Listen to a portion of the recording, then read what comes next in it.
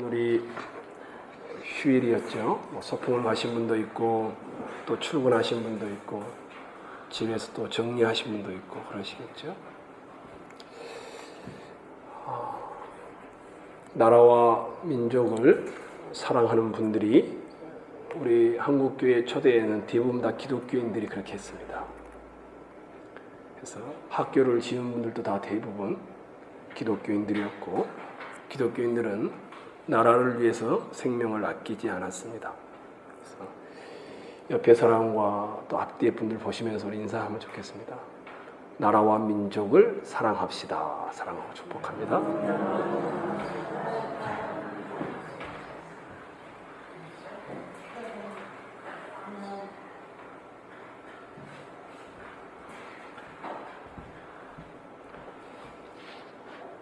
요한복음 12장 1절을 한번 봐보십시오.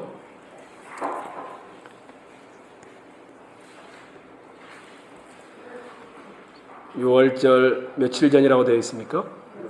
엿새 전에 예수께서 이렇게 시작하죠. 12장이 그렇습니다. 13장을 와보십시오.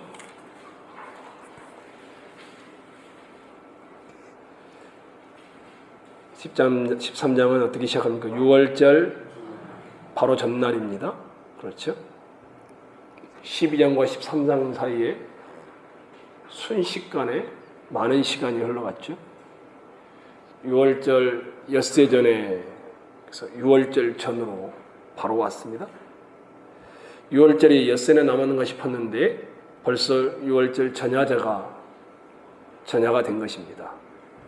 시간의 빠름을 묘사해 주면서 우리에게 13장 1절을 지난번에 했던 것을 한번 떠올려 보시면 좋겠습니다.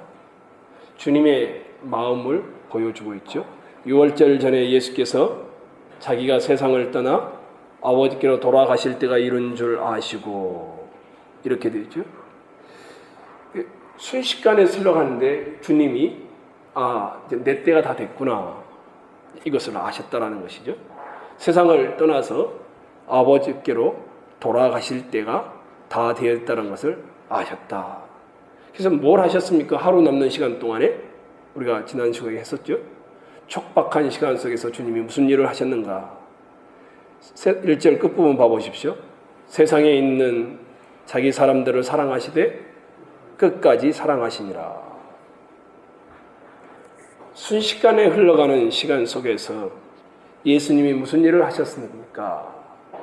제자들을 사랑하는 일을 하신다. 제자들을 사랑하는 마음이 어쩌면 더욱 얼마 안 남았으니까 분주해졌는지도 모릅니다. 짧은 시간이니 제자들을 더 깊이 사랑하도록 이끌고 있는지도 모르겠습니다. 그래서 13장 1절은 제자들을 사랑하시되 끝까지 사랑하신다, 이렇게 말합니다. 근데 이 제자들이 어떤 제자들이었습니까? 기억나시는지 모르겠습니다. 이 제자들은 이렇게 사랑할 만한 조건을 갖추지는 못했습니다. 자격을 가지지는 않았습니다. 예를 한두 군데만 들어보겠습니다. 요한복음에 오병이어 사건이 일어난 곳이 있습니다. 요한복음 6장입니다. 오병이어 사건. 떡과 물고기를 가지고 5,000명 장정만, 여자들까지 합치면 많은, 아이들까지 합치면 많은 수가 먹겠죠. 이 역사를 통해서 많이 배불림을 받았던 사람들이 예수님께 강을 건너면서까지 찾아왔습니다. 근데 예수님이 그들을 뭐라고 합니까? 너희가 썩을 양식을 위하여 나를 찾고 있다, 이렇게 말을 하죠. 그러면서 예수님이 차근차근 설명합니다. 영원한 양식을 위하여 살라 하시면서 자기 자신이 하늘에서 내려온 만나이며 생명의 떡이다, 나를 먹고 나를 마셔야 된다, 이런 말을 합니다. 떡을 통해 배부름을 추구했던 제자들, 또 함께 있던 사람들, 내가 생명의 떡이다, 나를 먹고 마시는 자는 영원히 주리지 않고 목마르지도 아니할 것이다, 이해를 못합니다. 왜냐하면 눈에 보이는 것만 이해가 되었던 사람들이기 때문입니다. 치유의 능력 보이지 않습니까? 배가 불러지는 거 보이지 않습니까? 6장 끝부분을 가면 예수님이 나중에 뭐라냐면 12명이 딱 나가는데 너희도 갈래? 이렇게 물어볼 정도로 장정만 5천이었는데 다 떠나가 버렸습니다. 그런데 베드로가 대답했죠. 주여 영생의 말씀이 주께 계시면 우리가 누구로 가버릴까? 이게 6장입니다. 대부분의 제자들은 아주 보여지는 것만 믿고 보여지는 것만 의지하고 따라가는 사람들이었습니다. 또 우리 함께 나눴었던 거 있죠.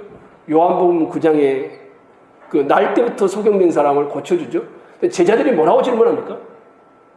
선생님, 이 사람이 이렇게 된 것이 부모의 죄 때문입니까? 아니면 자기 자신의 죄 때문입니까? 또 주님은 뭐라고 합니까? 부모의 죄도 아니고 자기 자신의 죄도 아니고 하나님이 그를 통해서 하시는 일이 있다. 이렇게 말씀하셨죠. 제자들은 항상 육체적이었습니다. 보여지는 것을 질문했고 믿고 따랐습니다. 12장을 오면은 예수님이 하늘의 밀이 땅에 떨어져 죽어 영광에 대해 말을 했습니다. 제자들이 이해를 못합니다. 무슨 말인지를. 그런 제자들을 13장에 지금, 그리고 이 13장 끝부분에서 이제 지나가면 뭐가 됩니까? 이 제자들이 어떻게 됩니까? 주님을 다 버리고 도망갈 사람들. 이해를 전혀 못하고 있는 제자들을 주님은 사랑하되 언제까지? 끝까지 사랑하고 계신다. 지금 이 말씀을 하고 있는 겁니다. 영성의 말씀을 깨닫지 못하는 사람들, 눈에 보이는 가시적인 것에 매여서 영적인 것을 보지 못하는 영적 소경인 사람들, 예수님의 십자가의 죽음의 영광을 이해하지 못하면서 예수님을 따라다니고 있는 이 제자들, 주님이 이 제자들을 어떻게 했다고요? 자기가 갖추니까 사랑했다고요? 끝까지 사랑했다라고 합니다. 자기가 세상을 떠나 아버지께로 돌아가실 때가 이런 줄 아시고 세상에 있는 자기 사람들을 사랑하시되 끝까지 사랑하시니라. 만약에 이것이 그냥 한 번 이야기한 것이면 좋겠는데 3절도 한번 봐보십시오. 12장 3절. 저녁 먹는 중 13장 3절입니다. 저녁 먹는 중 예수는 아버지께서 모든 것을 자기 손에 맡기신 것과 또 자기가 하나님께로부터 오셨다가 하나님께로 돌아가실 것을 아시고, 자기의 죽음을 알고 제자들을 사랑한 겁니다.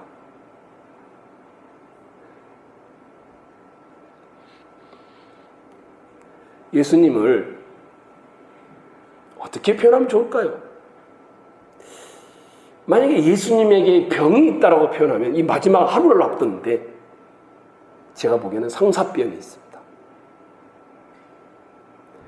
누군가를 사랑하기 시작하면 그 예수님의 사랑은 끊어버리지 않습니다. 변하지도 않습니다. 흔들리지도 않습니다. 무너지지도 않습니다. 죽음을 앞뒀는데도 이 사랑이 변치도 않습니다. 모든 것을 털어, 심지어 생명까지도 털어 목숨을 다할 때까지 자기 사람들을 사랑하고 있습니다. 이걸 우리가 지난 시간에 이제 보았던 내용입니다. 끝까지 자기 사람들을 사랑하시는. 여러분과 저를 한번 잘 봐보십시오. 만약에 조건을 따져서 주님 우리를 사랑한다. 그러면 여기에 남아있을 사람이 별로 없습니다. 아니, 한 사람도 없을런지 모릅니다. 저는 여기에 있을 자격이 안 됩니다. 그런데 이제 오늘 여러분과 보고 싶은 것은 주님의 끝까지 주님을 사랑하시는데 그 끝까지 주님이 제자들을 사랑하는 방법, 이게 뭐냐 이겁니다. 어떻게 사랑했느냐? 3절을 다시 한번 봐보십시오. 3절을 제가 읽겠고요. 4절과 5절을 여러분이 읽겠습니다. 제가 3절 읽습니다. 저녁 먹는 중 예수는 아버지께서 모든 것을 자기 손에 맡기신 것과 또 자기가 하나님께로부터 오셨다가 하나님께로 돌아가실 것을 아시고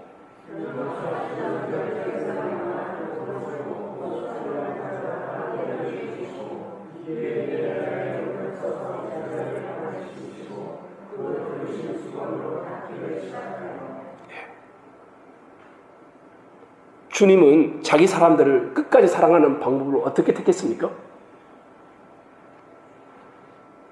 제자들의 발을 씻깁니다. 근데 예수님이 제자들의 발을 씻겼더라 이렇게 하고 끝나면 좋겠는데 저자가 그렇게 설명하지 않습니다. 4절과 5절을 한번 봐보십시오. 얼마나 상세하게 묘사를 하고 있는지. 6월절 식사를 합니다. 만찬을 먹고 있습니다. 최후의 만찬이죠. 얌얌얌얌 먹고 있죠. 근데 주님이 그 자리에서 일어납니다. 그 다음에 겉옷을 벗습니다. 이걸 다 설명해 놓고 있어요. 그 다음에 수건을 가져다가 허리에다 두릅니다. 그리고 대하에 물을 담아가지고 옵니다.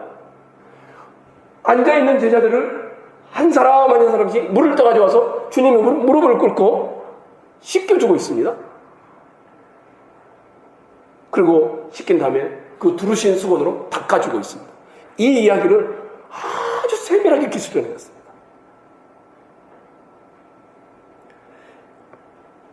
저자가 그냥 주님이 제자들의 발을 씻겼더라, 여러분과 제가 쉽게 이해하는 것처럼 세족식을 행했더라 이런 이야기를 하고 싶었더라면 이렇게 하지 않습니다. 한 동작 한 동작을 유심히 보도록 만들고 있습니다. 얼마나 자기 사람들을 끝까지 사랑하는데 얼마나 사랑하는지 그 예수님이 한번 되어보라는 겁니다.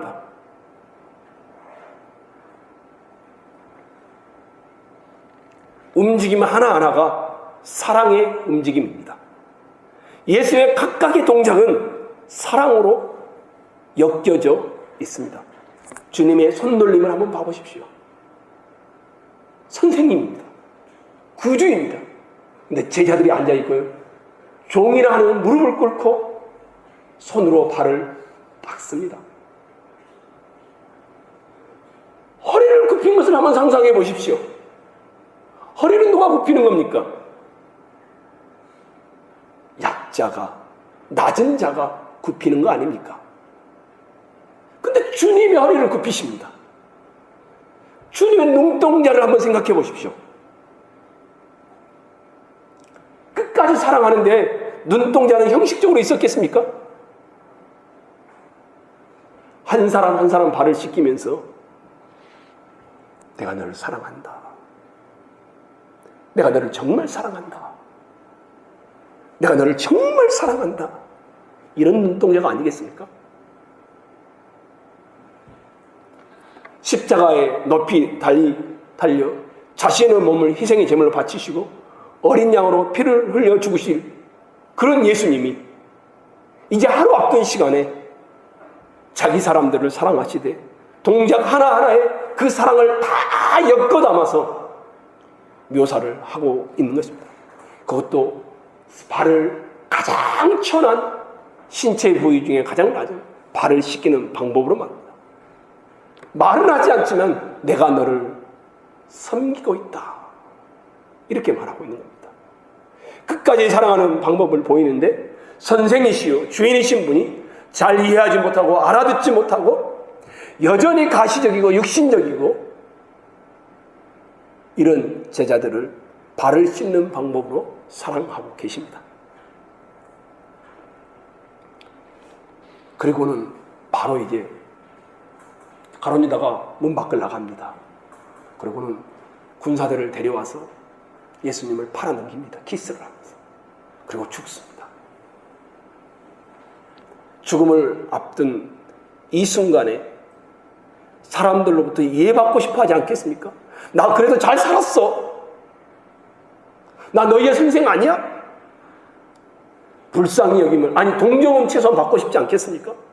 내 인생에 대해서 좀 평가 잘 좀 해줘. 연약하며 이해하지 못하며 영적인 것을 보지 못하며 그리스도의 영광을 깨닫지 못하는, 그리고 이제 곧 자기를 버려두고 나 몰라라면서 다 도망가 버린 그 제자들을 사랑하기 위해 동작 하나하나를 사도 요한이 묘사를 하고 있습니다. 예수님은 사랑 덩어리입니다. 예수는 사랑을 위해 살고 있고 사랑을 위해서 십자가에 죽습니다. 내가 살기 위해서라면 사랑도 저버리는 오늘 이 세상의 우리의 모습과는 참 대조됩니다. 내가 살기 위해서라면 부모도 버리고 자식도 버리는 오늘날 이 세태와는 너무 다릅니다. 우리는 너무 이게 이질적으로 느껴집니다. 그리고 이거는 아마 동화일 거야. 왜냐하면 늘 자기 중심입니다. 늘 자기와 자기 가족을 위해서만 살아갑니다. 한번 여러분 일주일 내내 한번 살아가는 거 봐보십시오. 어땠는지. 우리는 그만큼 미약한 존재들입니다. 성도 여러분, 저는 여러분이 이 주님의 발 씻기는 이 동작 하나하나, 이 사랑의 덩어리에 같이 한번 서봤으면 좋겠습니다. 아니, 이 예수님의 사랑 앞에 조용히 무릎 보았으면 좋겠습니다. 현상만 보고 살아가는 여러분, 늘 현실의 문제만 가지고 고민하는 여러분, 영적 눈과 영적 귀를 가지고 보고 듣지도 못하는 자들을, 하나님의 미랄이 땅에 떨어져 죽어야 한다는 말씀도 깨닫지 못하는 자들을 사랑하고 있는 이 예수님, 조금이면 다 도망가버릴 제자들을 끝까지 사랑하고 있는 이 예수님, 발을 씻기면서 발을 씻기는 동작 하나하나에 담아서 사랑하고 있는 이 예수님의 모습, 그리고 여러분이 이 모습이 되기를 원합니다. 여러분의 이 손 하나가, 여러분의 이 입술 하나가, 이 마음과 생각 하나가 사랑이었으면 좋겠습니다. 미소 하나조차도, 표정 하나조차도 사랑이었으면 좋겠습니다. 손짓 하나, 몸짓 하나도 세상과 달랐으면 좋겠습니다. 사랑의 동작으로 모범을 보이신 이 예수님의 동작들을 따라할 수 있었으면 좋겠습니다. 성도 여러분, 이 사랑의 예수 앞에 조용히 무릎을 꿇어보십시오. 그리고 예수의 사랑의 동작을 보여주셨으니 그 본을 따라 여러분의 생각도 마음도 손도 발도 사랑의 표현이 되게 해보십시오. 주일날 뭐였습니까? 나를 거역하신 자를 참으신 이를 생각하라. 믿음의 주요 온전케 하신 예수를 바라보라. 그는 그 기쁨을 위하여 십자가의 부끄러움을 개의치 아니하시더니 하나님 보좌 우편에 앉으셨느니라. 주님을 상상해 보십시오. 주님을 대면해 보십시오. 오늘 수요 기도회가 있어서 설교를 오전부터 준비를 쭉 하고 있었습니다. 근데 누가 밖에서 막 두들겨요. 나갔더니 임선순 권사님, 아시죠? 우리 어르신들? 이분이 오셨어요. 이제 아들 집에 있는데 아무리 어디를 데려다 달라고 해도 힘드니까 그냥 몸도 잘 못 누우니까 집에 계시라고 이러니까 오늘 공휴일이니까 아들 또 손주들이 다 자고 있으니까 아침 일찍 나왔대요. 누구한테 말도 하지 않고. 그리고 오순례 권사님을 보고 싶어서 여기로 오셨대요. 근데 오순례 권사님이 아파가지고 아들 집에를 가버린 거예요. 그래서 둘째 딸인 박금재 권사님 집을 갔는데 또 아무도 없는 거예요. 그래서 성상열 권사님 댁을 가려고 하는데 너무 먼 거예요. 그러니까 하나씩 갔다 오기가. 그래가지고 돌아가는 길에 교회는 한번 들렸다 가자 하고 오셨어요. 이분이 올라오지도 못하고 계단에 앉아가지고 제가 또 계단까지 내려가서 앉아서 한참 이야기를 했습니다. 이분이 후회하는 것이 하나 있더라고요. 뭐 구체적으로 말을 하지 않았는데 그 이후로 아이들에게 늘 자녀들에게 꼭 가르쳤답니다. 얘들아, 말꾼이 되지 말아라. 일꾼이 되라. 늘 그랬답니다. 그게 무슨 말인가 그랬더니 말 잘하는 사람은 어느 교회에 어느 곳에나 넘쳐난다. 말 잘하는 사람은 나도 그렇게 했었는데 다 안 되더라. 말 없이 행동으로 섬기는 일꾼이 되어라. 이게 후회가 되고 이것을 그 이후로부터 자녀들한테 늘 하는 말이 말꾼이 되지 말고 일꾼이 되어라. 이것을 가르친다고 하더라고요. 그러면 이분이 마지막에 그랬어요. 말 없이 행동으로 섬기는 일꾼은 교회에 흔치 않다고 합니다. 본인이 큰 교회들 써봤는데 다 말로 섬긴답니다. 진짜 말없이 섬기는 사람은 손에 꼽을 정도로 얼마 되지도 않는답니다. 7,000명이나 되는 교회도. 저는 여기 계신 분들이 주님의 마음, 주님의 생각, 주님의 입술, 주님의 표정, 주님의 손놀림, 발놀림, 그 사랑 덩어리였던 주님처럼 여러분도 그런 분들이 되기를 간절히 소망합니다. 이것이 말꾼이 아니라 일꾼이 되는 일 아니겠습니까? 말은 하지 않아도 삶으로 섬기는 사람들은 다 알아듣습니다. 근데 말을 많이 하는데 행동하지 않는 분들은 항상 나중에 그 결과가 다릅니다. 예수님의 이 사랑은 한 사람 한 사람 제자들의 발을 씻기기 시작하죠. 다른 제자들은 아마 영문도 몰랐는지 모르겠어요. 발을 씻기다가 이제 베드로의 차례가 된 겁니다. 베드로의 차례가 됐는데 저자가 예수님과 베드로 사이의 대화를 세 번의 대화가 오고 하는데 이것을 6절에부터 10절까지 기록을 해놓은 거예요. 첫 번째 대화는 6절과 7절이에요. 두 번째 대화는 8절이에요. 세 번째 대화는 9절과 10절이에요. 첫 번째 대화를 보면은, 그리고 두 번째 대화와 세 번째 대화를 보면 우리가 우리의 모습을 발견하게 되어집니다. 첫 번째 대화인 6절과 7절 한번 봐보십시오. 먼저 시몬 베드로가 자기의 발을 씻으려 하는 예수님께 와서 하는 말이죠. 베드로가 이럴 때 뭐라고 되어 있습니까? 6절에 주여, 주께서 내 발을 씻은, 무슨 말입니까? 내 발 씻어 주십시오, 이런 말입니까? 아니죠. 주여, 아니 주인께서 어떻게 내 발을 씻으시면 안 됩니다, 이런 의도죠. 7절 한번 봐보십시오. 예수님이 대답하는 게 나오죠. 예수께서 대답하여 이르시되 뭐라고 됐습니까? 내가 하는 것을 내가 지금은 알지 못하나 이후에는 알리라. 베드로가 예수님께서 자기 발을 씻기시는 것을 보고는 안 됩니다. 어떻게 주님이 나 같은 사람의 발을 씻습니까? 자기가 예수님의 발을 씻겨드려도 황송할 터인데 예수님께서 베드로의 발을 씻기신다니요? 이해할 수가 없는 겁니다. 이게 베드로도 굉장히 낯설은 겁니다. 그 당시 문화로도 너무 낯설은 겁니다. 예수의 동작 하나하나 속에 있는 사랑에 대하여 베드로가 당황해야 합니다. 베드로가 받아들이기에는 너무나 낯선 행동이었습니다. 예수님의 대답이 7절에 나오죠. 내가 지금 이거 하고 있는 것을 너는 지금 모른다. 이후에는 알리라.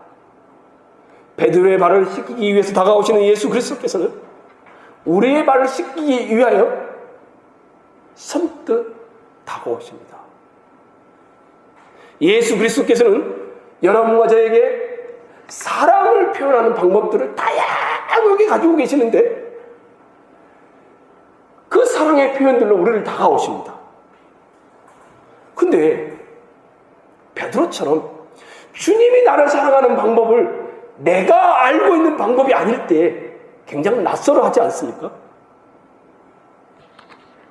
주님이 왜 나를 이렇게 사랑하지?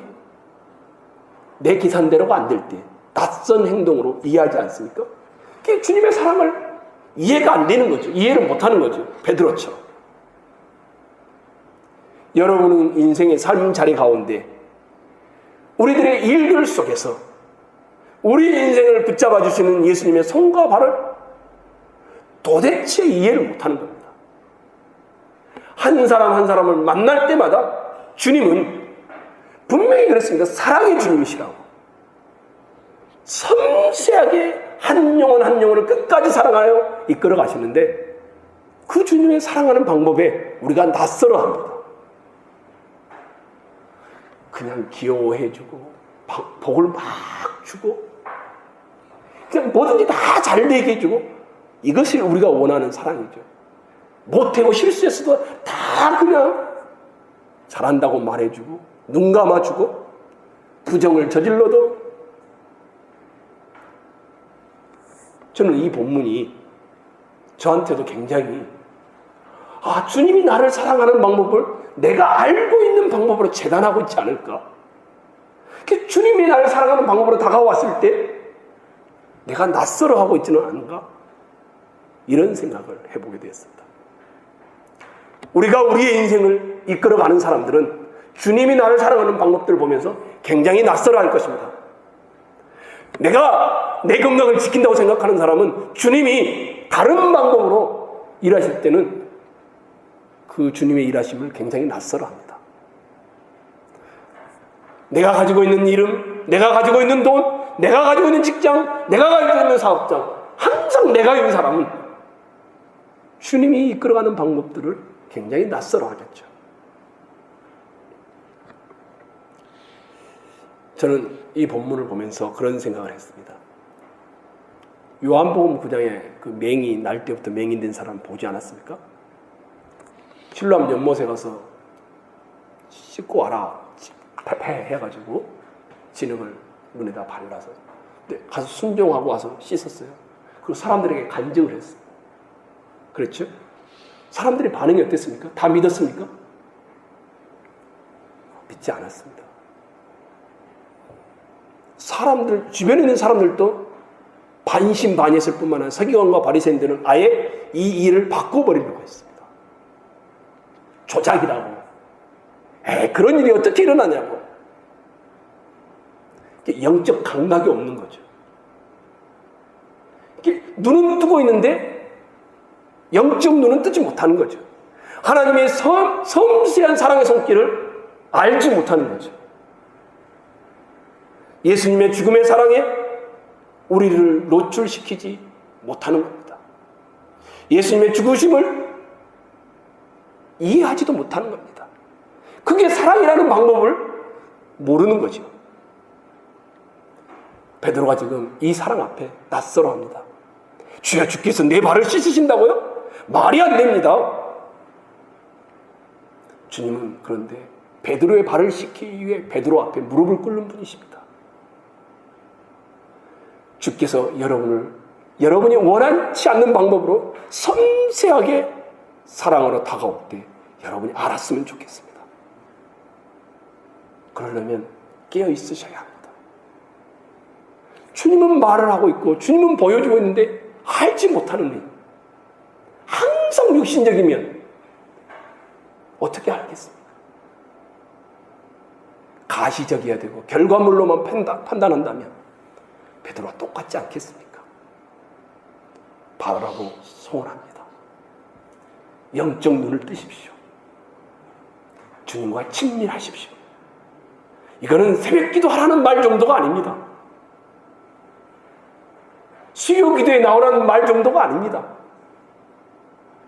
여러분의 인생의 가장 중요한 것은 주님과 매일매일 친밀해지는 겁니다. 이것 없이 어떻게 진짜로 세상을 삽니까? 주님과 친밀해지십시오. 여러분의 아버지이지 않습니까? 이따가도 우리가 기도할 겁니다. 하늘에 계신, 그 다음에 뭡니까? 우리 아버지요.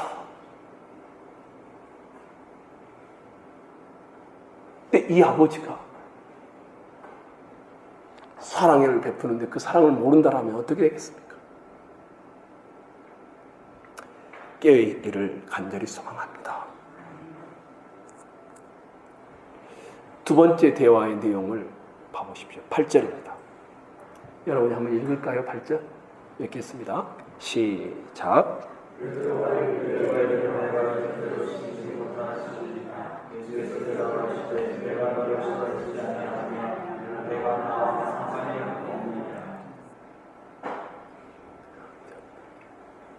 내 발을 절대로 씻지 못하겠습니다. 자기 발을 감추죠. 그렇죠? 예수님께서 베드로 앞에 무릎을 꿇으시고 베드로의 발을 씻기를 원하고 있죠. 근데 베드로는 예수 그분 앞에 자기의 발을 내놓지 못하죠. 내 발을 절대로 씻지 못합니다. 질문이 그겁니다. 왜 베드로는 자신의 발을 예수님 앞에 내놓기를 거절하고 있을까요? 다른 제자들은 다 했는데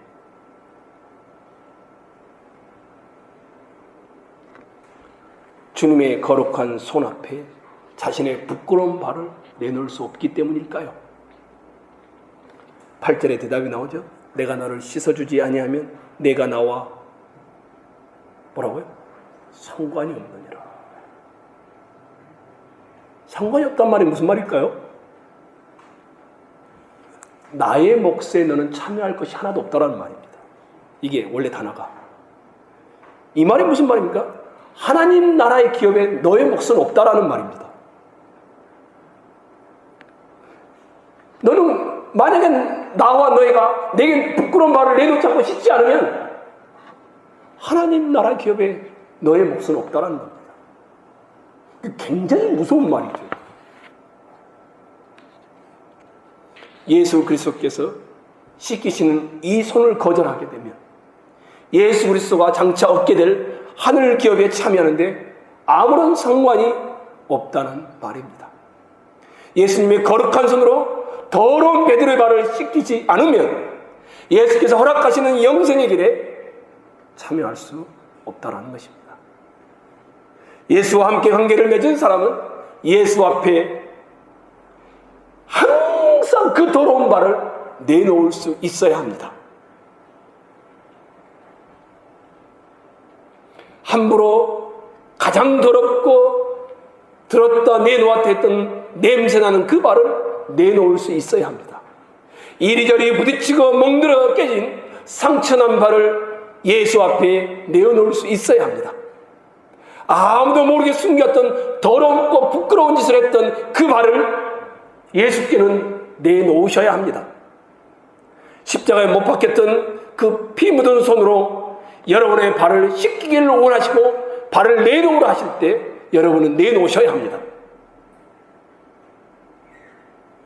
아무리 걸레같이 더러워도 주님은 다 씻어내십니다. 문제는 내놓지 않으려고 하는 데 문제입니다. 여러분과 제가 연약하다는 것은 누구나 다 압니다. 우리가 늘 기도하지 않습니까? 근데 담대히 나아가서 주 앞에 여러분의 부끄러움을 정직하게 다 고백하십시오. 다 내놓으십시오. 주님이 다 씻으십니다. 그리고 주님과 맺은 영원한 기업을 받게 됩니다. 여러분이 그런 분들이 되었으면 좋겠습니다. 세 번째 마지막 대화를 보겠습니다. 9절로 10절이죠. 읽겠습니다. 한번 9절 읽겠습니다. 9절 10절 시작.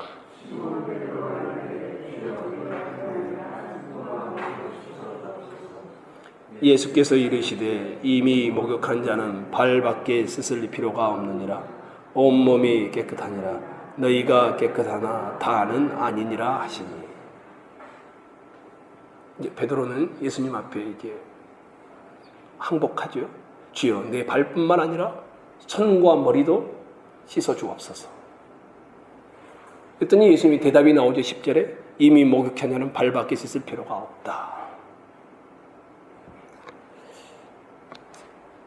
말씀하시죠. 주님이 목욕한 자는 발을 계속해서 씻으라고 말씀하고 있습니다.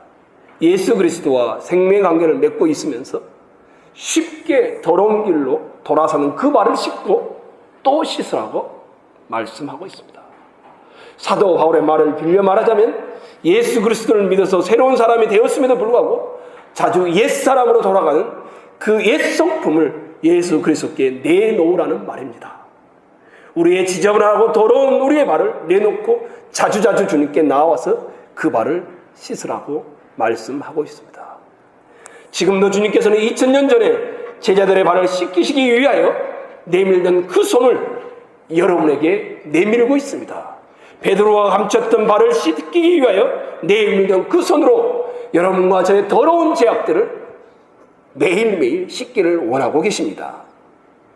허리를 두르시고 수건을 두르시고 대야에 물을 담고 제자들의 발을 씻기시고 그 수건으로 발을 닦으셨던 주님이, 동작 하나하나를 통하여 우리에게 사랑 덩어리를 보여주셨던 그 주님이 오늘 그대로 우리에게도 그렇게 품기를 원하고 계십니다. 부끄러워하지 마십시오. 매일 고백하는 것을 어려워하지도 마십시오.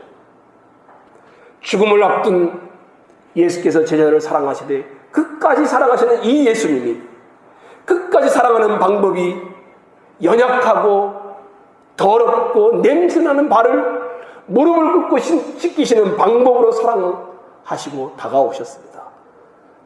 구주이시며 스승이신 그분이 온몸 씻으신 예수께서 지금 우리 발을 씻기 위하여 수건을 허리에 두르시고 겉옷을 벗으시고 대야에 물을 기르시고 손을 내밀어 우리의 발을 씻어주려고 하십니다.